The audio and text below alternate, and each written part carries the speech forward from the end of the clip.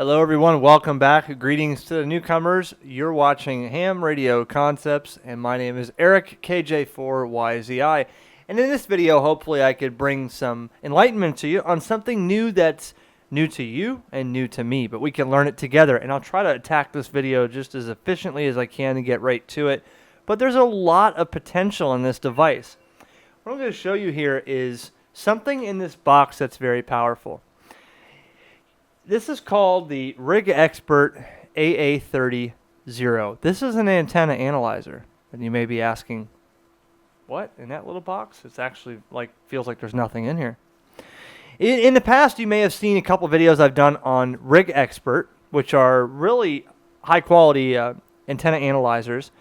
They hail from Ukraine, and Rigexpert has been making some fine pieces. I've done a couple videos on this one, the AA-230 Zoom, and as well as the AA-1000 back in the day when I was a wee lad on HamRadioConcepts before I really got popular. But they answered a couple questions. They brought something to light that many people have asked. How do I get that kind of analyzer in a low-cost form? And how do I get something like that for a do-it-yourself package for something in my project? And the answer is in this little box. Rigexpert developed this to adapt or fit those requests of people that said, well, wow, that's a really neat analyzer, but I'm using it on my bench and I want something more cost-effective. Or they're more creative and more brainiac than I am, and they want to develop something like that into their project. Well, let me show you what we're talking about here and give you an idea of what this is. Now, I've never played with this yet. I've had this for a couple months, and until I just screwed up the very beginning of this video, all this was in packaging original, and I didn't even open it yet. But now it's looking like I've already opened this. Now, this is the Rigexpert AA-30ZERO, and this is your antenna analyzer. It looks like there's not much to it, but then again, it looks like, wow, that's confusing. Don't be scared away by this because I've never played with this, but it seems pretty pretty easy to me once I see this on their site and stuff. So we're going to go through this. This is a board, and this board is developed with the antenna analyzer and all of the functionality on this board with your SMA and a bunch of connections here that you may think you have to do all this stuff, but really it's pretty easy. You can do this a couple ways. Now, the way Rigexpert really recommends for the lowest cost and the easiest way to do this, to have this on your bench in the lowest cost possible, is to pick up. Okay, so let me explain. This doesn't have any USB connectivity on it. This is just your board, right? So you might think, how do you get this to connect to the software on the computer so that you can analyze your antennas and see it on a graph? Well, you have a UART interface here, and the way you connect the UART interface to your computer is with a USB to UART TTL adapter. Now, all this is going to be in the links in the description for Amazon where I bought these parts. Rigexpert did send me the AA-30ZERO, and actually I bought another one in case I broke something, because it's always good to have two of everything, right? In case I decide to break one. So that's a spare. But Rigexpert sent me this one, and I bought this USB to UART adapter, which cost me about $5 on Amazon. Link is in the description. This is basically converting from USB to kind of like a serial transmit and receive with power interface, right? And that's going to connect to your board with just a couple measly wires.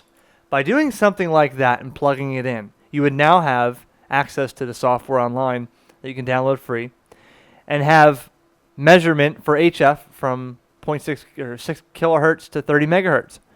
Antenna sweeping your entire antenna, checking out, making an analyzer on your bench. Let's say you constantly work on different antennas and you have it set up in your bench and you're not outside all the time with an analyzer and you have this set up on your desk running the software or whatever. Now, we're going to show you this way on how to set it up, because the board here and then the wires with this little UART, like I said, this cost me about $5. Now, someone like myself or like you may want to go a little further with this, and you may want to connect something like this rather than having it like this on the desk with that.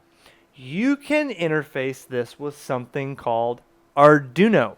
Now, I've been corrected many times. In fact, today I was corrected when I bought something for this from a local store.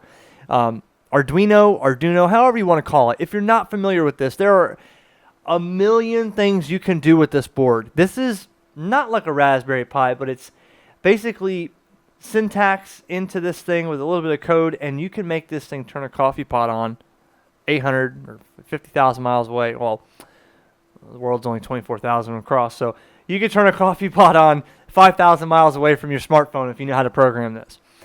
For our intent, what I would like to do with this is to interface the Rigexpert with this, and now I have the ability to turn this into a analyzer that can be programmed with the Arduino like that. And this is what I purchased earlier today from a hobby store. This is an acrylic case I got for $4.95 from Skycraft, and it's clear. I got to put it together. But now I can put all this in a case, okay? Hook it up USB with power. A power adapter that came with, well, here it is. Power adapter came with the Arduino board here. And I got the Arduino board on Amazon. The link is in the description for like 12 bucks. So you're talking $12 plus the board here, and I have an analyzer, but it goes further than that, okay? Because, yeah, you have a box like this in an acrylic case, and that's all cool.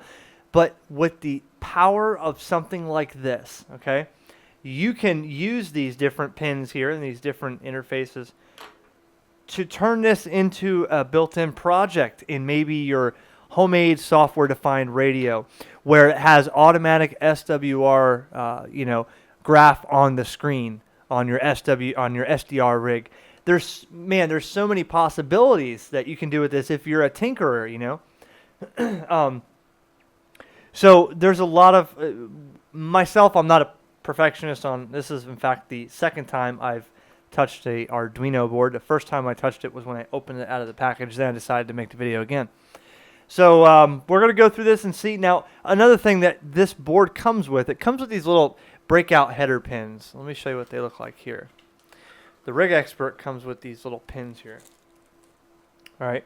Now, these pins are little sections. So you can see that what I did was to make this match up on the pins on this Arduino. See the pins there?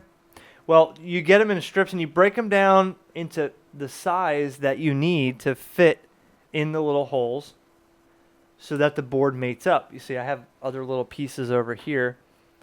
I broke the big strip into little strips, So I broke them up into where I need them so that they mesh and mate with the board in the appropriate spots. Now, if you're going to do it this way, you're going to want to solder the breakout pins to the board here. See, they go through the board and you see the little holes sticking out. See if the camera can focus on that. Probably not. Yeah, there you go. See the little holes there? So you put a dab of solder on each one of those, and now the board, it'll probably be harder to solder it like this, I'm guessing. Unless you're really good, you can hold the pins in like this, solder them in, but I think it'd probably be easier if I took it this way and I put it on the board, laid it on here like this, opened a beer, sat here with my let's see, here's a good thing to use, my little ISO tip cordless soldering iron, and get a micro fine tip on the end, and then I could sit here and solder each one of those things, Now at that point you can take this board off and the pins would be on here, Then you can put it on a new Arduino or whatever you want to do. So we're going to go back to basic first. And, the site Rigexpert offers a lot of information as a quick start. They didn't make this and give it to you like, here you go, you're a ham, you can figure it out. They actually did, throw in some schematics on here to show you how easy it is to set it up. And I'll show you the site because, people have asked before, why do you go through the site like you're selling it for the customer or for the company? No, because I get thousands of emails a month and I can't answer them all. So what I can do is show you where I got my information, so that way you're not left in the dark. Because if I can't answer the information for you, you know you can go to the manufacturer and see the help that they give you. That's why I push their website so much, because it makes it easier for both of us. So we'll go back to basics for a second, and I will put this aside for a second, and we're going to set up just with the cord there and the little $5 USB adapter, and we'll start up the software and hook it up to an antenna, and we'll see what it looks like. Before we get started here, this is the Rigexpert site, which is in the description and a link as well. And on the getting started with the zero here, it shows you a diagram, and you may be looking at this here and thinking, Eric, that's not what you just showed me. Well, this is one, I think they call it Spark Fun, and they recommend this one as a cheap one as well. This is basically identical to what I have, a USB to UART adapter. And this one just has a lot more functionality here for different connections. What you're mainly interested in is a USB to UART, like the one I showed you, and you're wiring 2 wires for transmit and receive to the appropriate pads on the board here, and 2 for 5-volt power and ground. Now, one thing to remember is this board, if you got this one, you solder, the wires. Transmit on the USB board goes to receive on the antenna board. And the transmit on the analyzer board goes to the receive on the UART. So when your Rigexpert's talking, the USB's listening. When the USB's talking, the Rigexpert's listening. You don't want to wire transmit to transmit and receive to receive. You'll get nothing.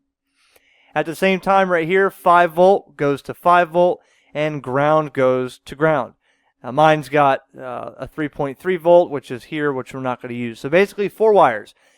Power and ground, transmit and receive.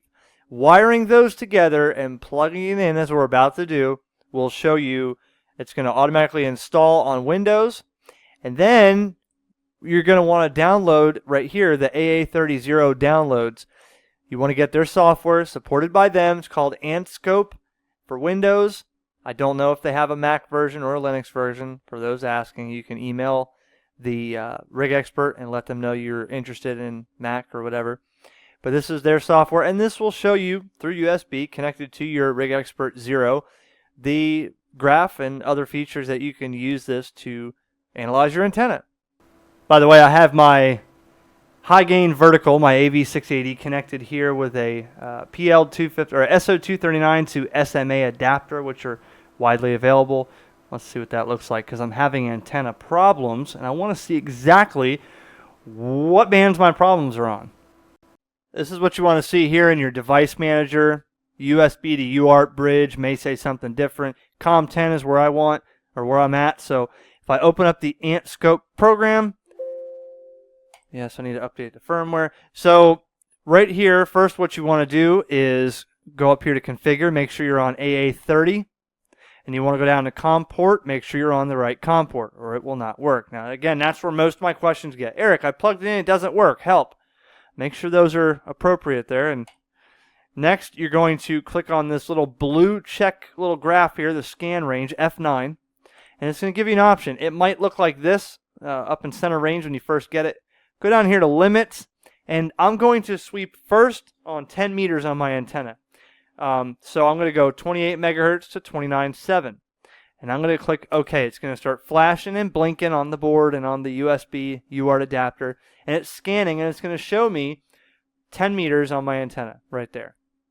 Now that's, again, 28 megahertz to 29.7. You can see here the dip on my antenna is right here, 1.06 SWR, 51.2 ohms. So that's my sweet spot right there, a little high, 28.765. Now, I did that for a reason, so I can tune it for sideband /CW or for FM, because 10 meters is a wide band. So even up towards FM here, for the FM repeaters, it's only a 5-to-1, so I can tune that up just to get away with it. Because if I set my antenna to FM, by the time I get down here to CW and sideband, it's going to be, pretty high. So that's what I did. I kind of got it in the middle. That looks okay. But the problem I'm having is 40 and 20 are way off. In fact, my antenna took a lot of beating over the winter from the wind, and I haven't taken it down. So there's a couple spots that it's not tuning again. So I got to take the thing back apart or take it down and check some solder joints because that thing was bending over. What I'm going to do is I'm going to click scan range again, and I'm going to go like this. We'll go 3 megahertz to 30. We'll sweep the entire antenna from 80 to 10, and let's scan. Now, I'm sure it's going to show some pretty erratic readings because, again, the stubs up top and the capacity hats and stuff, I know there's a loose point up there. So I got to check that out. So looking at this is the entire spectrum of my antenna. Looking here for 40 meters, the sweet spot, well, the dip is only at 4.3 or 4.53 to 1 SWR, 223 ohms, and that's above the 40 meter band. So there's a problem there. Looking over here, 30 meters is doable. That's, 30 meters, well, it's, let's see. Yeah, I want like 10.140 for the digital, 10.120, 100 for CW. So it's all right. I mean, it needs a little bit of work there, but that's I got to focus on that. So now we're looking at 20 meters. Look at this. Here you go. PSK frequency, 12 to 1 SWR, 600 ohms. I got a problem there. All right. And there's some other, not to admit I'm a professional, but there's some other specifications there. I can see capacitance. I can see impedance. Looks like I don't see inductance there, but, there's some return loss. There's some other stuff on there that the antenna modeler or expert may really take good use for. The phase of the antenna as such. And we'll go over here to, look at this, 15.4. No, I'm looking for 17 meters, which is like right here. There's 17 meters, and it's a little high, 4.47. This thing is a little screwy, okay? 3.46 at 18.39. That's way above 17 meters. My dip here, just under 15 meters. So 15 meters is looking pretty rough right here, 6.56 to 1. So you can see here right now I'm having an issue with my antenna. Although, yeah, see. Hell, I can't even tune 11 meters on here. 10 meters, though, is not bad right there.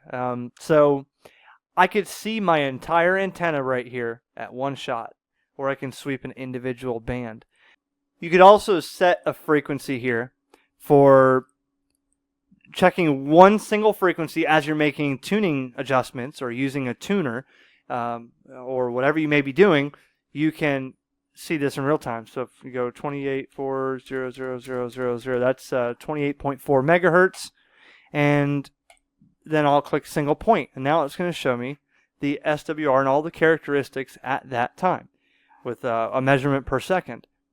So you can see here the SWR if it's changing, the return loss, and you can make your adjustments there until you're happy with it instead of scan, watch the whole thing, scan, watch the whole thing. You could do it like this real time. Another function that's very useful on this is called TDR, or Time Domain Reflectometer. A lot of analyzers utilize the TDR functionality, and basically it uses an impulse to see how far away the line is that you're sweeping, and then how far from you there's a short or a load or an open. So selecting Time Domain Reflectometer and then running a sweep from 0 to 30 megahertz, it will show me, if you understand a TDR, basically it sees, okay, with a trace signal, this is how far my antenna is, and then this is how far there is to a short or an open or a load or something. Show you distance and stuff like that. So a TDR is very powerful. I'm not too familiar with TDR on software like this. I've used handheld TDRs at AT&T and also Rigexpert AA-30ZERO Zoom, where I could put a load on the end and show exactly on the analyzer where my distance to fault is. So when you're checking long feed lines or long cables, you can see with the TDR exactly where it is. This is a little bit different from what I'm used to, so I'm not an expert on this, but the possibility for a TDR is here in the software with this AA-30ZERO. How about a Smith chart? The Smith chart is on the analyzer handheld version, and it's also on the 30ZERO here with the software. So you could utilize the Smith chart to, some people use a Smith chart or a polar chart to see a different, a different equation of how your antenna is working, And again, I'm not too familiar with it, but what I know is the closer to the center of this is your, basically your dip. That's how I understand it. Right there at the center of this chart here, I'm 1.03 SWR at almost 50 ohms. And there on this one, it does show you inductance. It shows you impedance return loss and stuff like that. So that's another option on here. The same exists with the AA30 or most of the Rigexpert analyzers handheld version. You also have it in this one as well. How about a return loss chart here? Rather than looking at SWR, you can look at it this way and see that here I have the least amount of loss on the 10 meter band at over 40, that's 41.8 dB return loss, which is opposite. If you're a newcomer to the hobby, you may be looking at it like that's the most loss. That's actually the lowest loss in the 10 meter portion of this antenna. The closer to zero that you get is the more loss. So you see down here, I have a 6 to 1 SWR. My return loss is 2.98.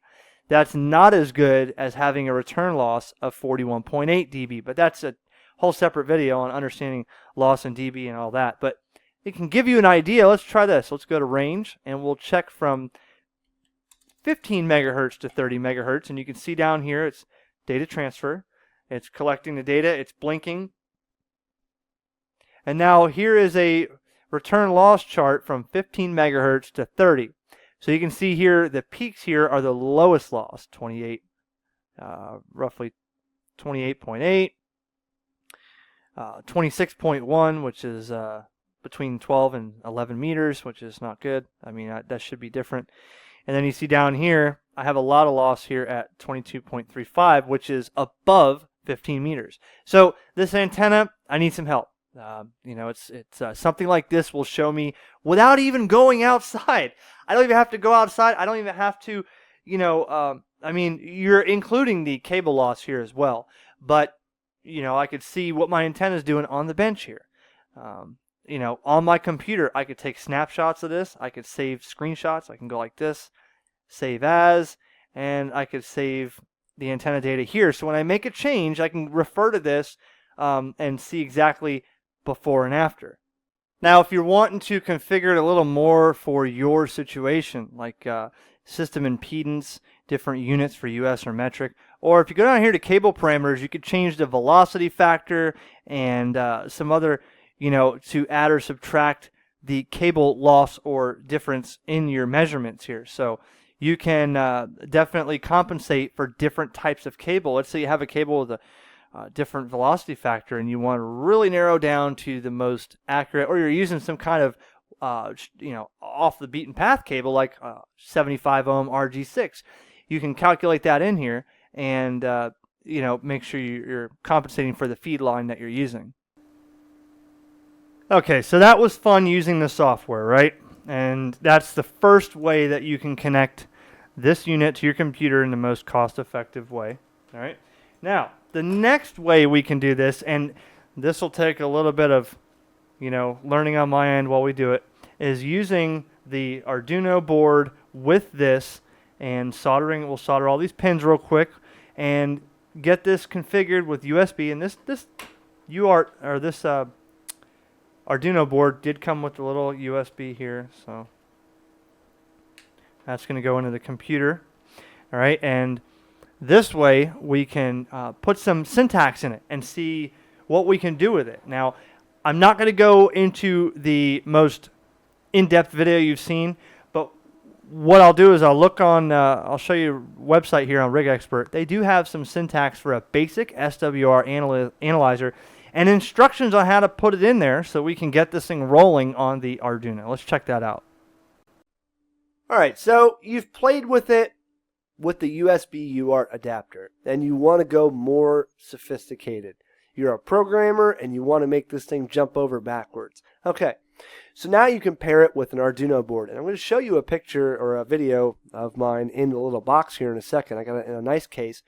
But in this video, being that it's so long already, and I am not the expert, I am not going to get into programming on Arduino. I'm going to leave that to you, because the programmers know way more than I do. And please, leave in the comments if you are an Arduino programmer. Leave in the comments and share your websites or whatever on what you do with Arduino and any sketches or projects that you've made. I'd love to see it, and so would everybody else.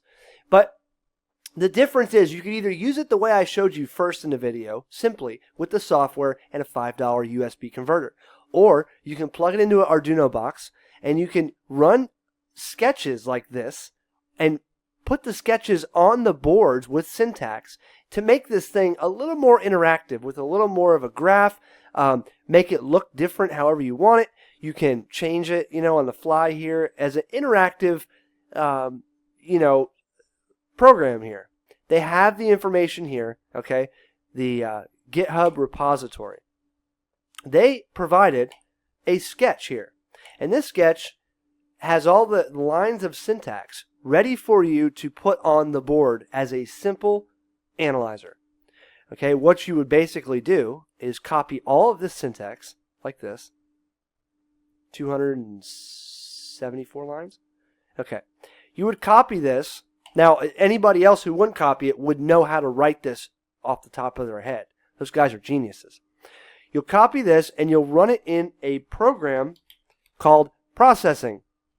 And the processing basically takes all this syntax and dumps it on the board and runs it as a program. Okay? So you would paste it in here, and what you would do is you'd go up here and change the COM port to an appropriate COM port for your unit right here, see? So if mine's not plugged in, but if it was on COM3, I would do that. And I would hit run. And that takes all that sketch and it compiles it on the board, and bingo, the board starts doing stuff. Now, I don't have it right here plugged in, so you're seeing a black screen. We're going to keep it basic, okay? We're going to keep it basic, and we're going to go back to the basic, plugging it into your $5 board like this. You can use a Breakout board or a breadboard here.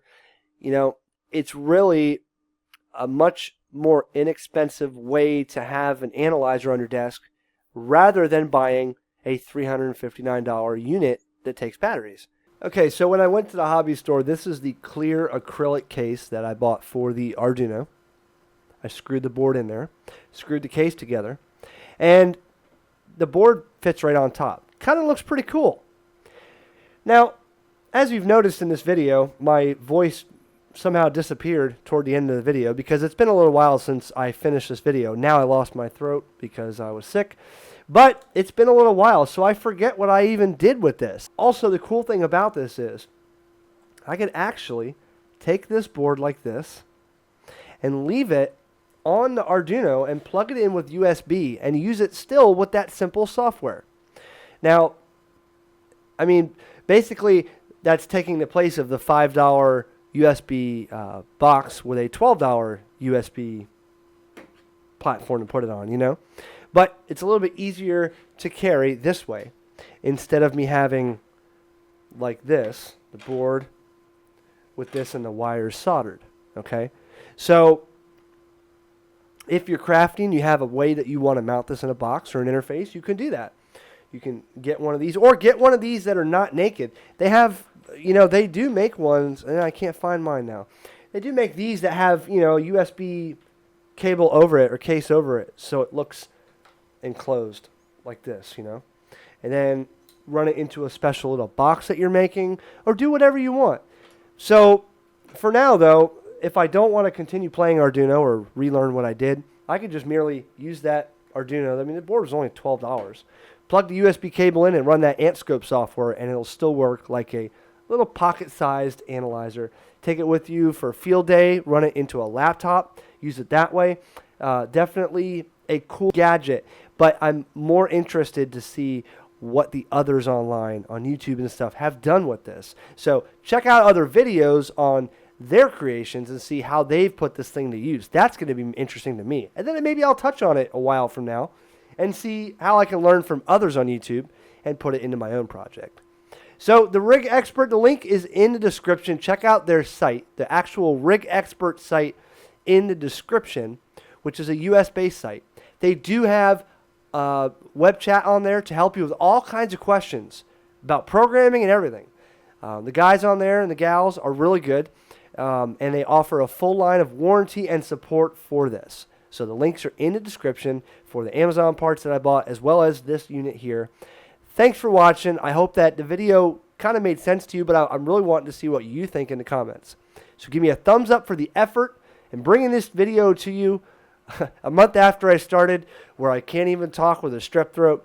7-3, and more videos are cranking out this weekend from KJ4YZI.